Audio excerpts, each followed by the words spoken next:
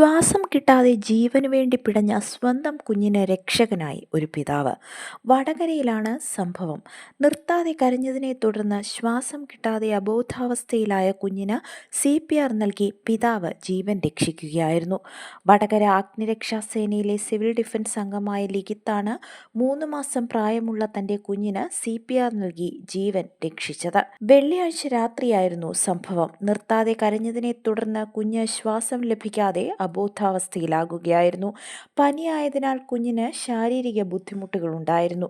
അതിനു പിന്നാലെയാണ് നിർത്താതെ കരഞ്ഞതും അബോധാവസ്ഥയിലായതും. ഇതോടെ വീട്ടുകാർ പകച്ച് ബഹളം വെച്ചു. ഉടൻ തന്നെ കുഞ്ഞിനെ എടുത്ത് ലിഖിത്ത് CPR നൽകുകയായിരുന്നു. CPR നൽകി കുഞ്ഞിന്റെ ജീവൻ രക്ഷിച്ച ശേഷം പെട്ടെന്ന് ആശുപത്രിയിൽ എത്തിച്ച് ചികിത്സ ലഭ്യമാക്കി. സിവിൽ ഡിഫൻസ് അംഗം എന്ന നിലയിൽ CPR നൽകാനുള്ള പരിശീലനം ലിഖിത്തിന് ലഭിച്ചതാണ് സഹായകരമായത്. കുഞ്ഞിന് മറ്റ് പ്രശ്നങ്ങളൊന്നുമില്ലെന്ന് കുടുംബം അറിയിച്ചു. വീട്ടിലെ CCTV ദൃശ്യം ലിഖിത് പുറത്തുവിട്ടു. സിവിൽ ഡിഫൻസ് അംഗമായതിനാലാണ് പരിഭ്രമിക്കാതെ ഇത്തരത്തിൽ ചെയ്യാൻ സാധിച്ചതെന്നും സ്വന്തം കുഞ്ഞിനെ ജീവിതത്തിലേക്ക് കൊണ്ടുവരാൻ സാധിച്ചതിന്റെ സന്തോഷത്തിലാണ് താനും കുടുംബവുമെന്നും ലിഖിത്ത് പറഞ്ഞു.